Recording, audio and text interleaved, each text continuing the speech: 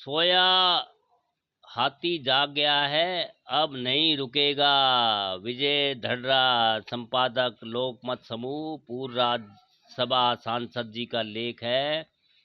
सोया हाथी जाग गया, अब नहीं रुकेगा।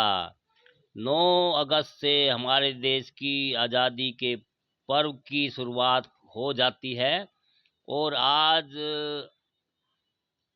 और आप सब आज़ाद भारत के आज़ाद विचारों के लोग हैं। इस तिरंगे के नीचे आप सब अपने अपने क्षेत्रों में आज़ादी का जश्न मना रहे हैं और मना रहे हैं। आइए आर्थिक आज़ादी की बात करते हैं।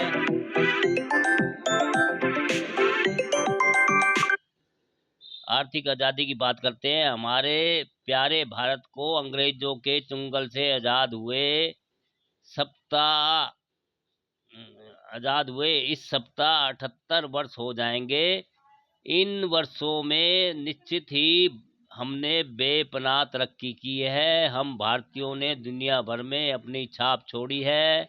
तरक्की का जो वो कोई रास्ता नहीं बचा जिस पर हम न चल रहे हों। तो स्वाभाविक है कि जलने वाले जलेंगे और हमारी तरक्की की राह में कांटे भी बिछाएंगे। हमारे आर्थिक संसाधनों पर उनकी लोभी नज़र रहेगी।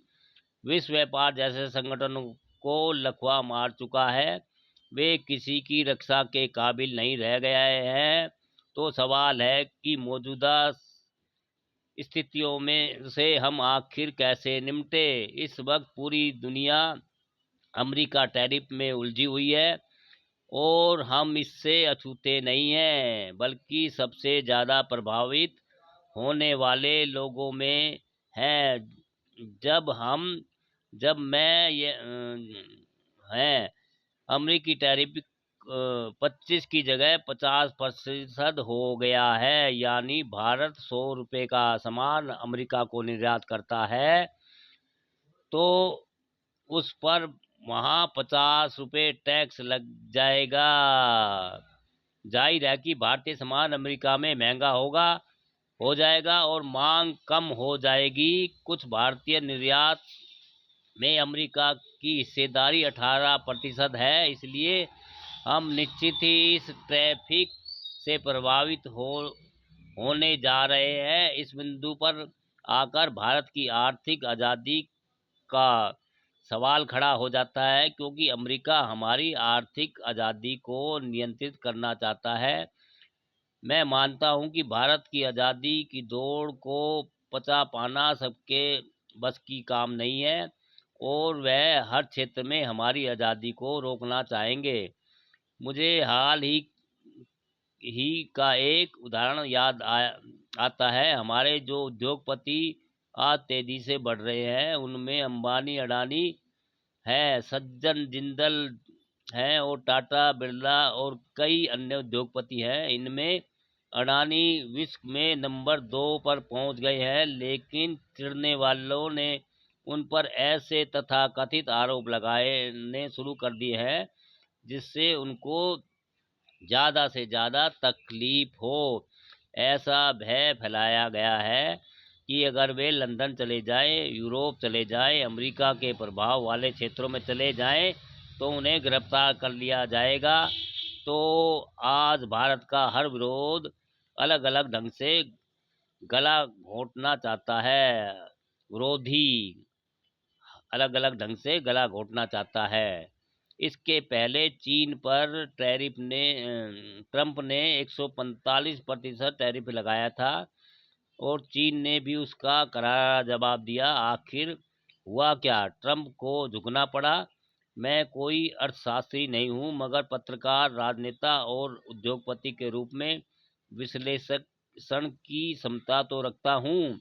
मुझे लगता है कि अमेरिका की नज़र काफ़ी वर्षों से भारत के कृषि और डेयरी क्षेत्र पर है। भारत के सकल घरेलू उत्पाद यानी जीडीपी में कृषि क्षेत्र का योगदान करीब 14% है और रोजगार में 42% का योगदान है। डेयरी क्षेत्र का योगदान 5% से कुछ ऊपर है और पशुपालन तथा उससे जुड़े उद्योगों को जोड़ ले तो 8.5% आबादी को रोजगार के साधन उपलब्ध कराता है। इधर दूध उत्पादन में भारत दुनिया में पहले नंबर पर है। दुनिया के दूध उत्पादन में भारत की हिस्सेदारी 23 से 24% है। दूसरे क्रम पर अमेरिका है, लेकिन वहाँ के दूध और भारत के दूध में बहुत अंतर है। उनके यहाँ पशुओं को प्रोटीन आहार देने के लिए मांस का उपयोग किया जाता है, जबकि भारत के दूध उत्पादक पशु शाकाहारी है। अब देखिए कि तीनों अब देखिए कि दोनों देशों में कृषि और डेयरी क्षेत्र में अंतर क्या है। भारत में कृषि क्षेत्र को अत्यंत कम सहायता मिलती है, लेकिन अमेरिका के किसानों पर अनुदान, तकनीकी सहायता और ऋण के मामले में सरकार मेहरबान है। यानी अमेरिका कृषि क्षेत्र में वहाँ के किसान भारत की तुलना में अत्यंत साधन संपन्न है। सिर्फ अमेरिका ही नहीं, यूरोप के देश और चीन समेत कई देश कृषि पर सब्सिडी देते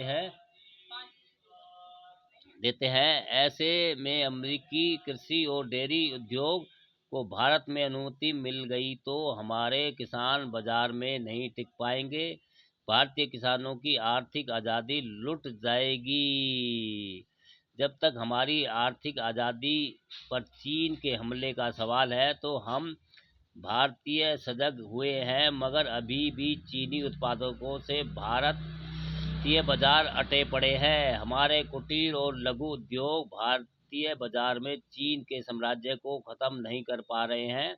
प्रधानमंत्री नरेंद्र मोदी ने मेक इन इंडिया का जो नारा दिया था, भाई वो नारा ही बन के रह गया, क्योंकि उस पर कोई काम नहीं हो रहा। लोगों का कहना है कि मेक इन इंडिया का जो शेर का लोगो था वो भी भारत का बनाया हुआ नहीं, जर्मनी का बनाया हुआ था। और हम बड़े ज़रूर हैं, लेकिन अभी लंबी दूरी तय करना बाकी है।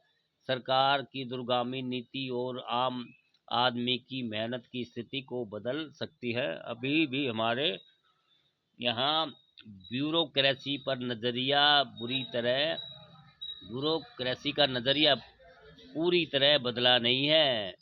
जब तक हम लोग लेबर की प्रोडक्टिविटी और क्वालिटी नहीं बढ़ाते, तब तक हम अंतर्राष्ट्रीय मुद्दों पर प्रतिस्पर्धी नहीं बन पाएंगे। हमें हर क्षेत्र में गुणवत्ता का ध्यान रखना ही पड़ेगा और तब हमें कोई नहीं रोक पाएगा। मैं अमेरिका की उन्नति की कहानी पढ़ रहा था तो वह प्रसंग सामने आया जब अर्थव्यवस्था चरमराने के बाद जॉन एफ कैनेडी ने अमेरिकियों से कहा कि इस वक्त आप यह मत सोचिए कि अमेरिका मुझे क्या दे सकता है, यह सोचिए कि देश को आप क्या दे सकते हैं। उसके बाद ही अमेरिका की किस्मत बदली। भारत के संदर्भ में मैं भी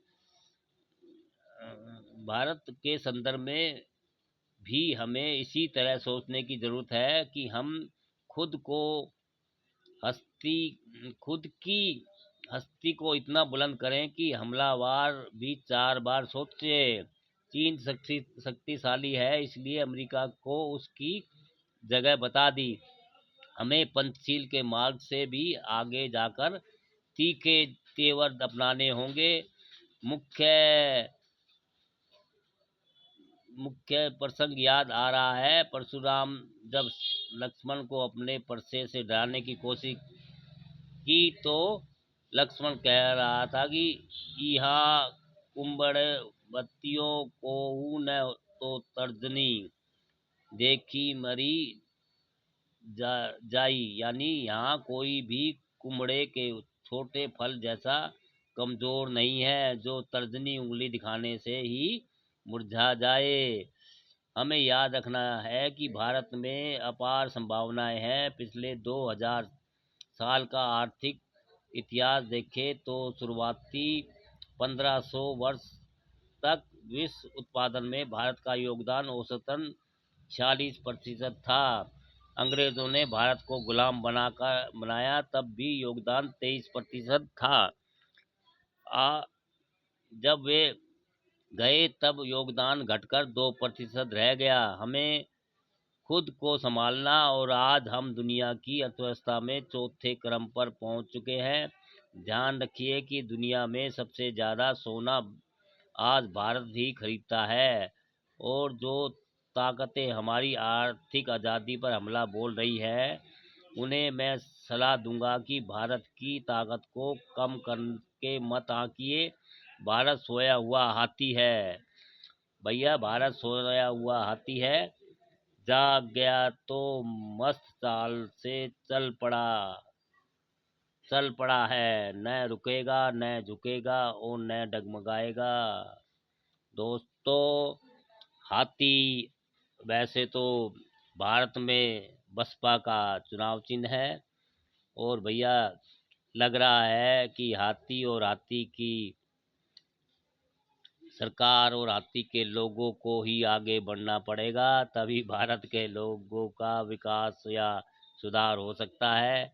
क्योंकि जब से देश आज़ाद हुआ है, तब से इन्होंने संविधान के अनुसार भारत की जाति जनगणना करानी थी, और किसको क्या मिला क्या नहीं मिला, क्या आंकड़े थे, ये रखने थे। लेकिन चुनाव आयोग अपनी गा रहा है और भैया सरकार अपनी गा रही है, लेकिन हकीकत तो ये है, ये खुद अपने क्रमबद्ध से भटक गए हैं। वो पहली सीढ़ी, दूसरी सीढ़ी, बीच की सीढ़ी को छोड़ के आखिरी सीढ़ी पे पहुंच गए हैं छलांग मार के। भैया सीढ़ी दर सीढ़ी तो चलना पड़ेगा।